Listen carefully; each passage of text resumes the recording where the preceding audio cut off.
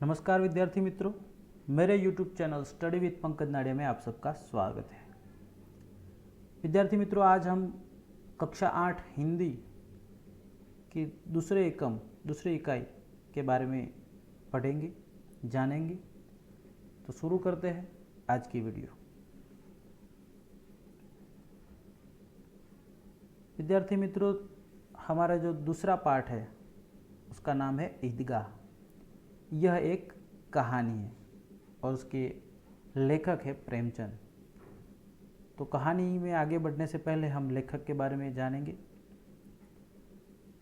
प्रेमचंद का जन्म सन 1880 में और निधन सन 1936 में हुआ। उपन्यास सम्राट प्रेमचंद का जन्म वाराणसी उत्तर प्रदेश के पास लम्ही नाम का एक छोटा सा गांव है, उसमें हुआ था। उनका बचपन का नाम जो था वो था धनपत राय। आरंभ में वे नवाब राय उपनाम से उर्दू में लिखा करते थे। बाद में प्रेमचंद नाम से ही हिंदी में लिखने लगे। मैट्रिक उत्तीर्ण होते ही अध्यापक बने, किंतु गांधी जी के असहयोग आंदोलन में सक्रिय होने के लिए उन्होंने सरकारी नौकरी त्याग दी थी। गोदान प्रेमचंद का सर्वश्रेष्ठ उपन्यास है। उनकी कहानियां मानसरोवर भाग 1 से लेकर 8 में संकलित है। साहित्य में प्रगतिवाद चेतना को उजागर करने के लिए जागरण तथा हंस नामक पत्रिकाओं का संपादन किया करते थे प्रेमचंद की जो भाषा है वो बोलचाल के निकट की है और गांव के लोगों के लिए बहुत ही अच्छी है। ईदगाह ये प्रेमचंद की अमर कहानी मानी जाती है। कहानी का बाल नायक जो है वो है हामिद, जो अपने दोस्तों के साथ ईदगाह जाता है। जब अन्य बच्चे खिलौने और मिठाई खरीदते हैं, हामिद अपनी बाल सहज इच्छाओं का दमन करके अपनी दादी अमीना के लिए चिमटा खरीदता है। इसमें दादी के प्रति प्रेम तथा उपयोगी चीज खरीदने की विवेकपूर्ण बुद्धिमत्ता प्रकट होती है। पाठकगण बालक हामिद का त्याग, सद्भाव और विवेक को देखकर भाव विभोर हो जाते हैं। विद्यार्थी मित्रों, प्रेमचंद एक बहुत बड़ा नाम है हिंदी साहित्य में, और प्रेमचंद का नाम हिंदी साहित्य जगत से इस तरह से जुड़ा हुआ है कि प्रेमचंद के बिना हिंदी साहित्य की कल्पना करना भी निरर्थक है। उनकी बहुत सारी कहानियां हैं जो मानसरोवर 1 से 8 में संकलित है। ईदगाह भी उनकी एक कहानी है जो उन्हें बहुत बड़ा नाम प्रदान करती है। ईदगाह प्रेमचंद की अमर कहानी मानी जाती है। तो कहानी क्यों अमर मानी जाती है या अमर कहानी क्यों है, ऐसा क्या है इस कहानी में, वो तो पढ़ने के बाद ही पता चलेगा। देखते हैं कहानी। सबसे पहले हम कहानी पढ़ेंगे और साथ साथ कहानी के बारे में बातें भी करेंगे। रमजान के पूरे 30 रोज़ों के बाद आज ईद आई है। कितना मनोहर, कितना सुहावना प्रभात है। आज का सूर्य देखो, कितना प्यारा, कितना शीतल है, मानो संसार को ईद की बधाई दे रहा है। गांव में कितनी हलचल है। ईदगाह जाने की तैयारियां हो रही है। तो रमज़ान के पूरे 30 रोज़ों के बाद ईद आती है, रमज़ान ईद आई है, और दृश्य भी बड़ा, प्रभाव जो है सुबह है वो इतना मनोहर है, सुहावना है। आज का सूर्य भी ऐसा लग रहा है कि मानो शीतल हो।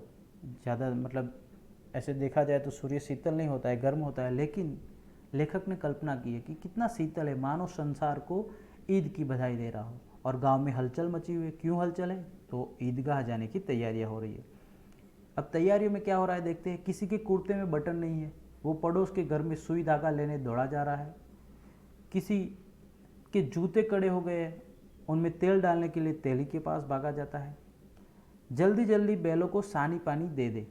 सानी पानी यानी जो बैलों को खिलाने वाला चीज़ होती है, जिसे पानी में भिगो कर खिलाते, उसे कहते हैं। तो तैयारियां हो रही है कहाँ जाने की? मेले में जाने की, ईदगाह जाने की। और इसीलिए कोई बटन नहीं है तो बटन के लिए भागा जा रहा है, सुई धागा लेने के लिए। कोई तेली के पास भागा जा रहा है, जूते कड़े हो गए तो उसमें तेल डलवाने के लिए। और बैलों को भी जल्दी जल्दी उसका खाना है वो दे दिया जाता है। ईदगाह से लौटते लौटते दोपहर हो जाएगी। 3 कोस का पैदल रास्ता, फिर सैकड़ों आदमियों से मिलना बैठना। तो उस ज़माने की बात है जब यातायात के साधन या ट्रांसपोर्ट सर्विस इतनी अच्छी नहीं थी। लोग पैदल एक जगह से दूसरी जगह जाया करते थे, तब की बात है। तो कितना रास्ता है, कितनी दूरी है घर से? 3 कोस की दूरी है। और फिर वहाँ जाएंगे तो सैकड़ों लोगों से मिलेंगे, ईद है, ईद की बधाई देंगे। दोपहर के पहले लौटना असंभव है, मतलब कि वहाँ जाकर जब वापस आएंगे तब तक दोपहर से ज़्यादा समय हो जाएगा। लड़के सबसे ज़्यादा पसंद है। अब हर कोई जाने को तैयार है, लेकिन छोटे लड़के होते हैं, उनकी खुशी की बात ही अलग होती है। हम भी जानते हैं छोटे बच्चों को त्यौहार हो या कोई प्रसंग हो तो बड़ा आनंद आता है, तो लड़के सबसे ज़्यादा पसंद है। किसी ने एक रोज़ा रखा है, अब ईद रमज़ान में मुसलमान रोज़ा रखते हैं, तो किसी ने एक रोज़ा रखा है, वह भी दोपहर तक, किसी ने वह भी नहीं रखा है। लेकिन ईदगाह जाने की खुशी उनके हिस्से की चीज़ है। उनके लिए रोज़ा रखना ये महत्वपूर्ण नहीं है शायद, लेकिन छोटे हैं, बहुत छोटे बच्चों के लिए ईदगाह जाने की खुशी, मेले में जाने की खुशी, लोगों से मिलने की खुशी, ये उनके हिस्से की चीज़। रोज़े बड़े बूढ़ों के लिए होंगे, इनके लिए तो ईद है। जब रोज़े जो होते हैं वो बड़े लोग रखते हैं, उनको छोटे बच्चों को इससे कुछ लेना देना नहीं है। उनके लिए तो केवल ईद है, वो तो केवल इतना जानते हैं, ईद यानी खुशियाँ, आनंद। रोज़ ईद का नाम रखते थे, आज वह आ गई। अब जल्दी पड़ी है कि लोग ईदगाह क्यों नहीं चलते हैं। अब छोटे बच्चों को इंतजार ही होती है, जल्दी क्यों नहीं कर रहे, क्यों नहीं चल रहे ईदगाह जाने के। रोज़ तो कहते थे कि ईदगाह जाएंगे, ईद आएगी तब, तो अभी क्यों नहीं चल रहे। अब इन जो छोटे छोटे बच्चे हैं, इनकी जेबों में भी कुबेर का धन भरा हुआ है, खजाना भरा हुआ है, कुबेर का खजाना भरा हुआ है। बार बार से जेब में से जो अपना खजाना है उसे निकाल कर गिनते हैं और खुश होकर फिर रख देते हैं। छोटे बच्चे ऐसा करते हैं, उनके पास जो पैसे होते हैं उसे निकालते हैं, गिनते हैं, या उनकी जो चीज़ें हैं उसे बार बार देखते रहते हैं और खुश होते रहते हैं। महमूद नाम का एक लड़का है जो गिनता है 1, 2, 10, 12, उसके पास 12 पैसे हैं। मोहसिन के पास 1, 2, 8, 9, 15 पैसे हैं। महमूद के पास 12 पैसे और मोहसिन के पास 15 पैसे। इन्हीं अनगिनत पैसों से अनगिनत चीज़ें लाएंगे, खिलौना लाएंगे, मिठाइयाँ, गेंद और जाने क्या क्या। जो छोटे बच्चे होते हैं उनकी कल्पनाएं बहुत ही बड़ी बड़ी होती है। उनके पास पैसे कम है, लेकिन फिर भी वो समझते हैं कि बहुत सारे पैसे हैं और इन पैसों से वो बहुत कुछ खरीदेंगे।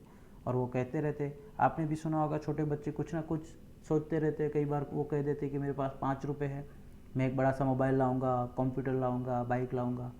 तो ये उनकी कल्पनाएं होती है। तो यहाँ पर भी ये छोटे बच्चे कल्पनाएं करते हैं अपने अनगिनत पैसों से अनगिनत चीज़ें लाने की। कोई खिलौना लाएगा, मिठाइयाँ, गेंद और जाने क्या क्या लाएंगे। और सबसे ज़्यादा पसंद है हामिद। लेकिन इन सारे बच्चों में सबसे ज़्यादा कोई पसंद दिख रहा है तो वो है हामिद। और हामिद ही हमारी इस कहानी का हीरो है, नायक है। देखते हामिद कैसा दिखता है। तो गरीब सूरत और दुबला पतला लड़का, जिसका बाप गत वर्ष हैजे की भेंट हो गया। हैजा एक रोग का नाम है। तो उसका पिता जो है, उसके बाप है, वो गत वर्ष यानी पिछले साल हैजे की भेंट हो गया, यानी कि हैजे की वजह से मर गया। फिर एक दिन माँ भी मर गई। अब हामिद अपनी बूढ़ी दादी अमीना के गोद में है और उतना ही प्रसन्न है। वो अपनी दादी अमीना के साथ रहता है और बहुत ही खुश है। हामिद के पाँव में जूते नहीं है, सिर पर एक पुरानी टोपी है। देखो गरीब लड़का है, उसके पाँव में जूते भी नहीं है, सिर पर एक पुरानी टोपी है जिसका गोटा जो है वो काला पड़ गया है, लेकिन फिर भी वह प्रसन्न है।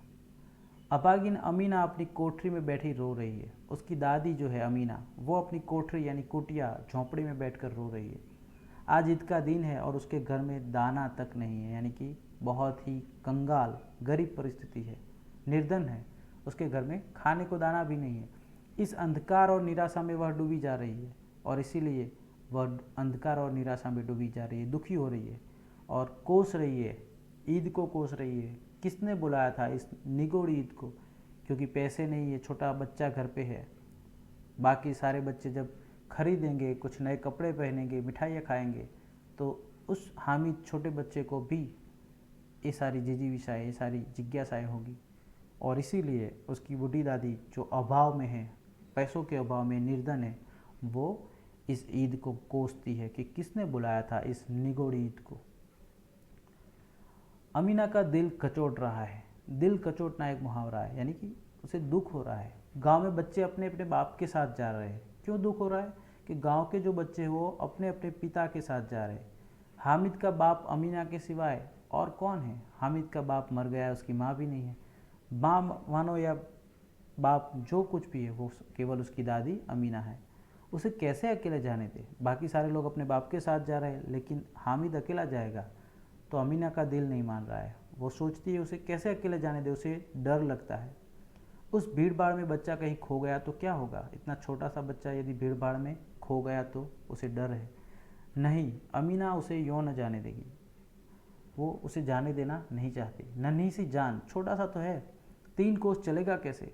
3 कोस का रास्ता है, कैसे चल पाएगा? पैरों में छाले पड़ जाएंगे। चलते चलते उसके पाँव में छाले पड़ जाएंगे, और ऊपर से उसके जूते भी तो नहीं है, मतलब उसके पाँव में जूते भी नहीं हो। बिना जूतों के चलेगा तो छाले पड़ जाएंगे। कुल 2 आने पैसे बच रहे हैं।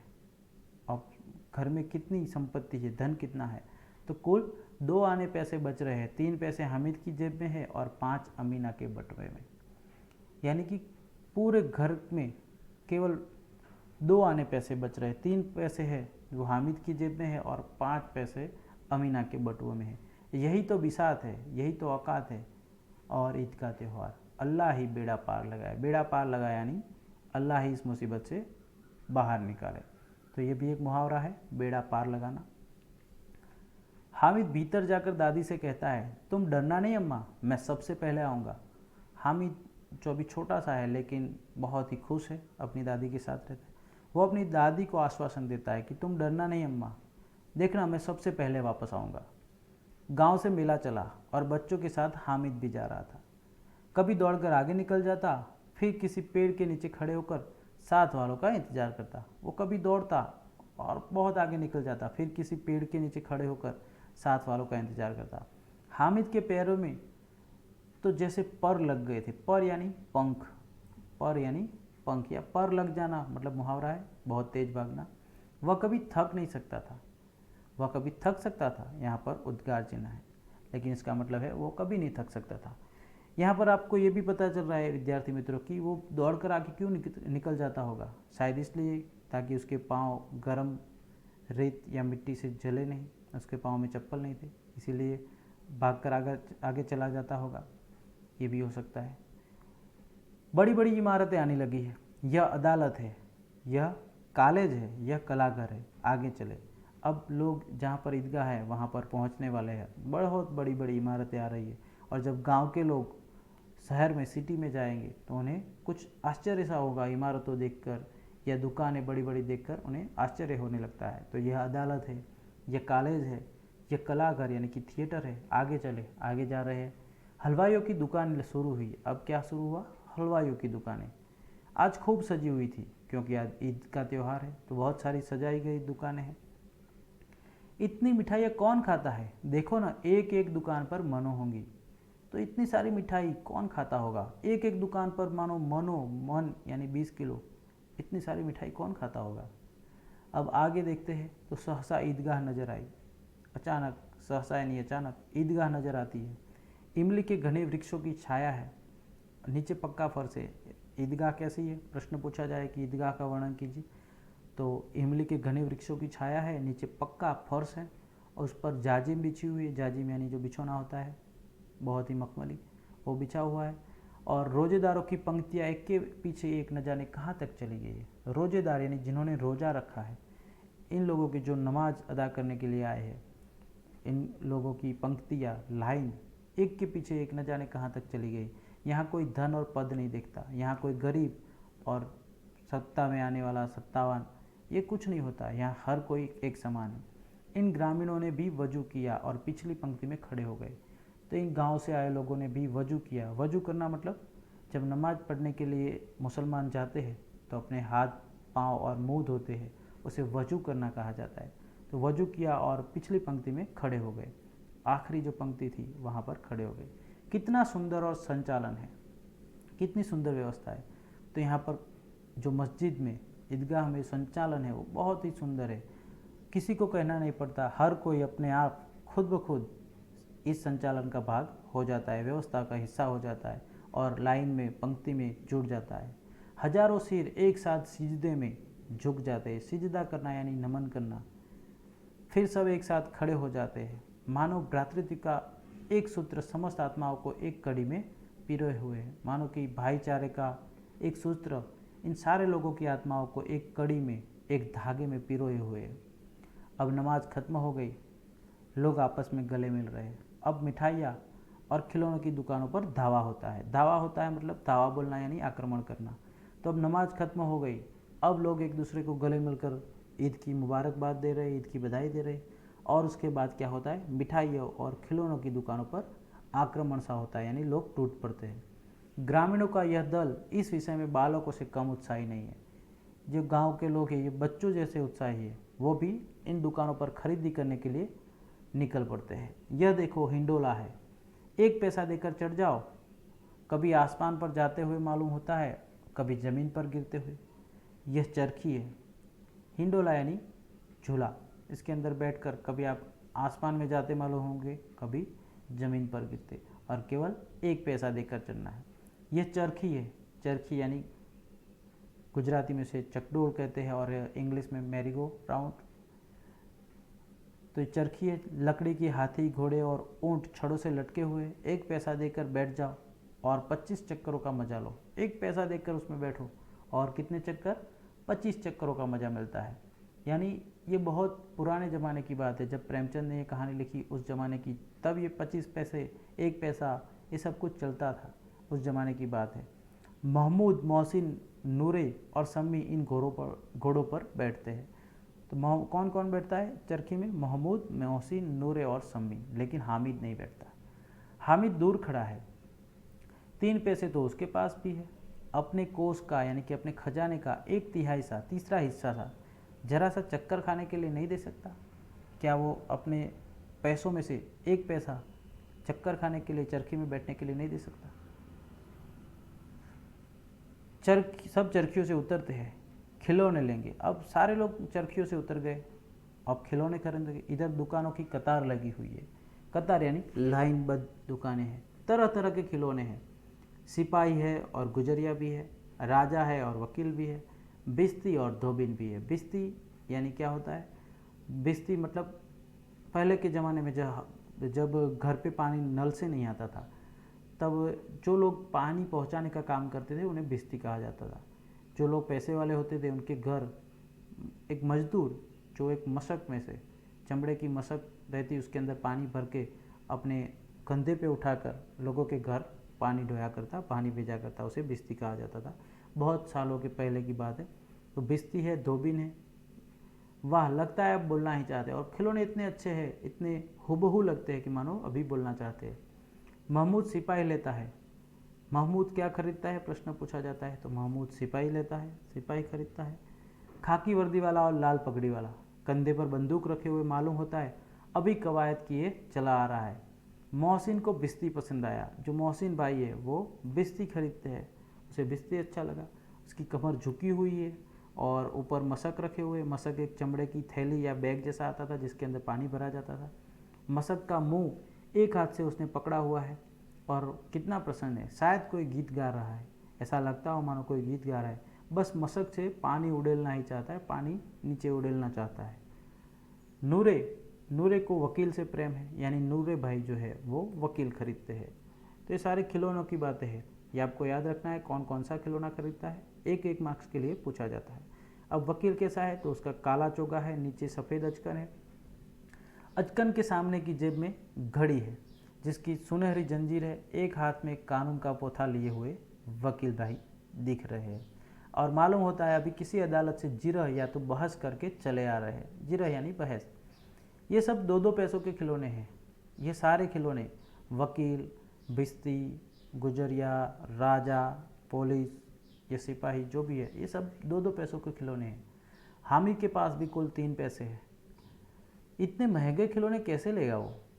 यदि वो 2 पैसों का खिलौना दे लेता है तो उसके पास केवल 1 पैसा बचेगा और वह इतना महंगा खिलौना नहीं लेना चाहता। खिलौना कहीं हाथ से छूट पड़े तो चूर चूर हो जाए, और वो सोचता है, क्योंकि ये सारे खिलौने उस ज़माने में मिट्टी से बने होते थे, यदि ये खिलौना हाथ से गिर गया तो चूर चूर हो जाएगा। और उस पर कच्चा रंग लगा होता था, खिलौने पे रंग जो होता वो कच्चा होता, तो जरा सा पानी पड़े तो सारा रंग भी धुल जाए। ऐसे खिलौने किस काम के, उन्हें लेकर वह क्या करेगा, यह सोचता रहता है वो, और वो खिलौना नहीं खरीदता। खिलौनों के बाद मिठाइयाँ आती है। किसी ने रेवड़ियाँ ली है, किसी ने गुलाब जामुन, किसी ने सोहन हलवा लिया है। सारे मज़े से खा रहे हैं। हामिद बिरादरी यानी समाज से पृथक है, यानी ये जो खाने वाले लोग हैं, बच्चे हैं, उन लोगों से हामिद अलग है। क्यों अलग है? क्योंकि हामिद खा नहीं रहा है और कोई उसे दे भी नहीं रहा है। अब आगे के पास 3 पैसे है, उसके पास भी 3 पैसे है, क्यों नहीं कुछ लेकर खाता? वो भी पैसे खर्च करके खा सकता है, लेकिन क्यों नहीं खाता? ललचाई आंखों से सबकी ओर देखता है। तो विद्यार्थी मित्रों, कहानी लंबी है, वीडियो यहाँ तक रखते हैं। इसका दूसरा भाग दूसरी वीडियो में देखेंगे। आपको ये वीडियो कैसी लगी कमेंट में बताइए, और यदि वीडियो अच्छी लगी हो तो लाइक कीजिए, अपने मित्रों के साथ शेयर कीजिए। आपने मेरा चैनल सब्सक्राइब ना किया हो तो चैनल को अभी सब्सक्राइब कीजिए, ताकि आने वाली हर नई वीडियो की अपडेट आपको मिलती रहे। मिलते हैं